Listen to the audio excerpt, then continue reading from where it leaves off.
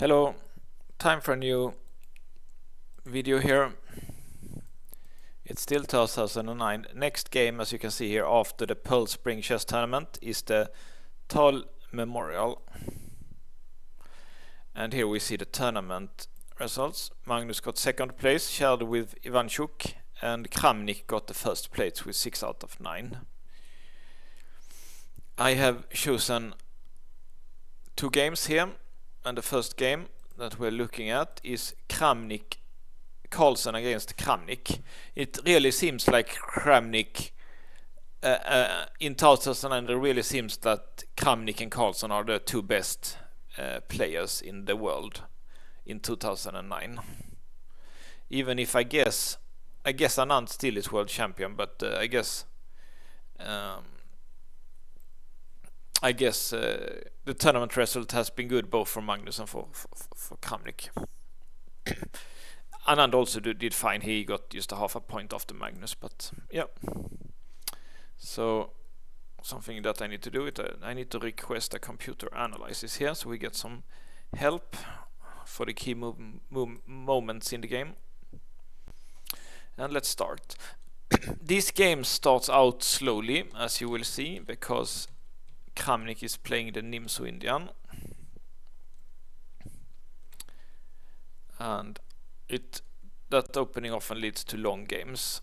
So, but here Kramnik does something interesting, and it also actually the recommended move by the computer is playing g5 here. That's not like Kramnik style to weaken the king side, but let's see what happens. And obviously the reason is that it works tactically here, because white have to go here. If he goes here, as you can see, black is winning with this one, and it's black wins at least a rook here. So this is for sure theory. Magnus and Kramnik both know it.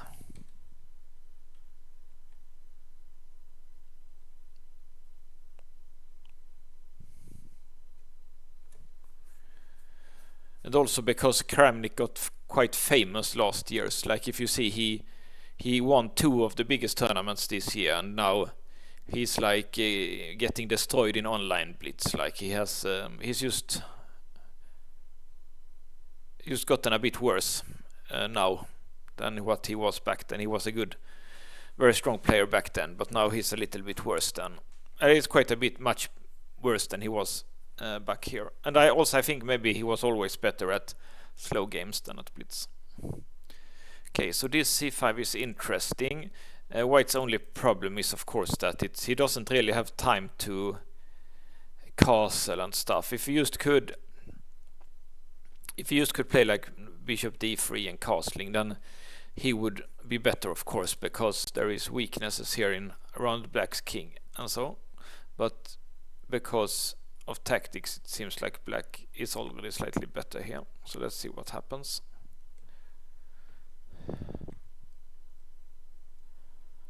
Okay, why didn't he castle? Okay, the reason is c4, yeah. And then moving somewhere like here maybe. That explains that. So he has to move the queen. f6.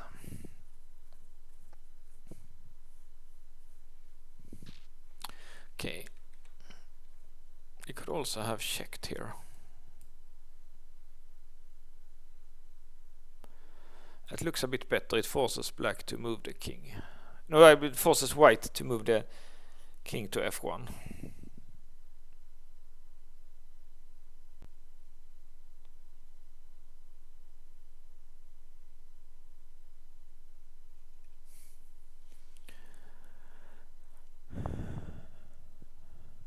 And it looks, and then yeah, the check looks actually quite good for black in my opinion.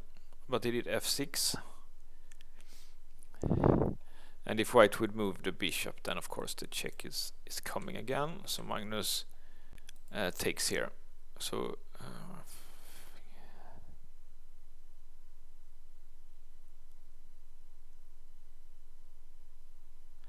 and the point is obviously when the check comes, he can block with the queen.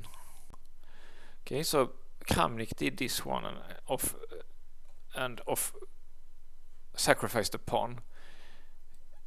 This one would keep the g4 pawn, but the computer likes this one to get a more open game here. Magnus did not accept the pawn sacrifice for some reason. Let's see what would have happened.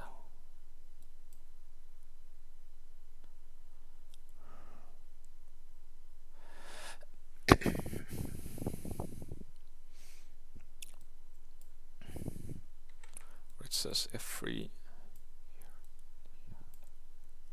And again this check.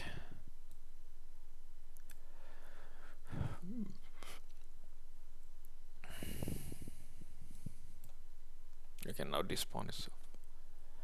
Yeah, maybe black has benefited a bit more from this. So he went here at once. Black checked. And here black does a mistake. Kramnik goes for the endgame.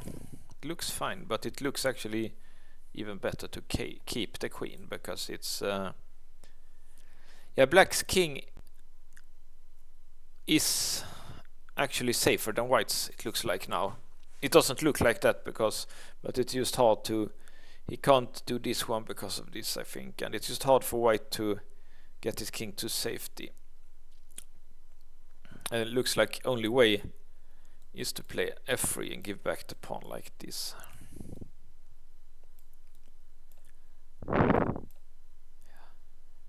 Yeah, almost winning advantage for black. So that Magnus was lucky there that Kramnik chose the safer option here.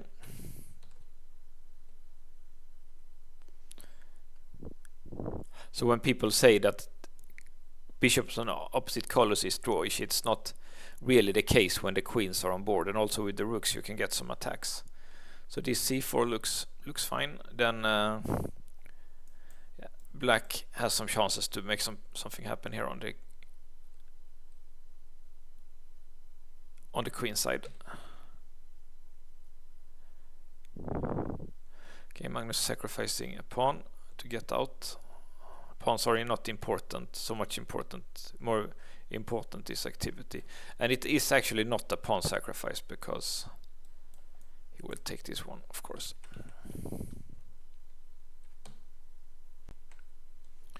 H4 looks a bit wrong, but it's hard to find a plan for white here.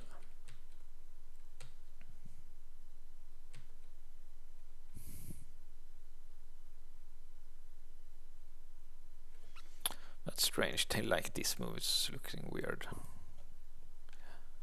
And now here, I don't really see the point. This is a position where you should get like a plan. What's black's plan here? Looks like computer likes this and try to double like this a bit more. Yeah, maybe that would probably be better. Let's see what happened.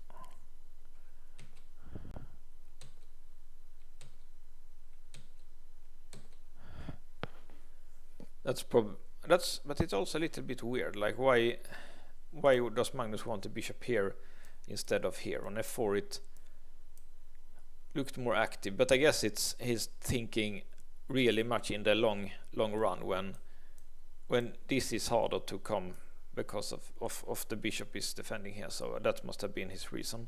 So I think that's quite a clever. So giving up 2 temp is to put the bishop in a more passive place, but it's covering the queen side, which is probably where black can win by creating a passer.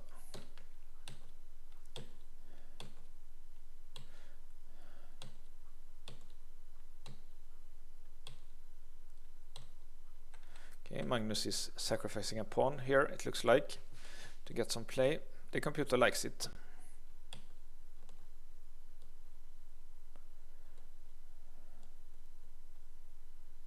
So you got a passer on d6. That's worth quite a lot actually.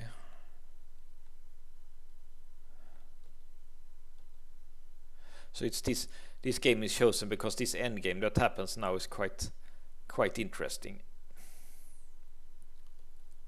So black takes that pawn. Magnus is 2 pawns down, but with the opposite colored bishop, there is always some attacking chances, and black's king is a bit vulnerable now.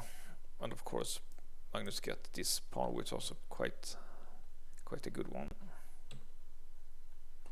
And actually, this rook is actually a bit out of place. Of course, black can do b4 and b5 and b4, so it's just temporary. But right now, it's a bit out of place.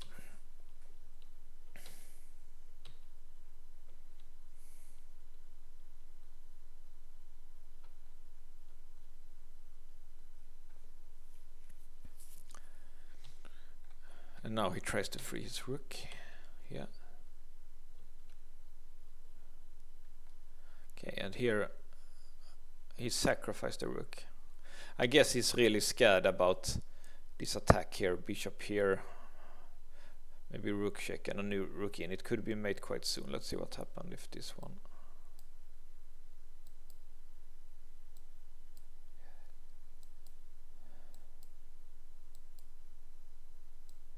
Yeah, it's already winning for white. So with the opposite colored bishops and two rooks, it's very dangerous.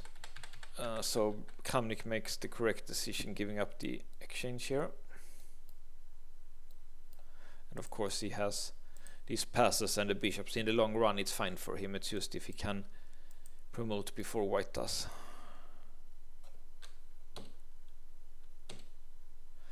And it's correctly rook behind the passer is the correct way to play. And Magnus does the same, rook behind the passer.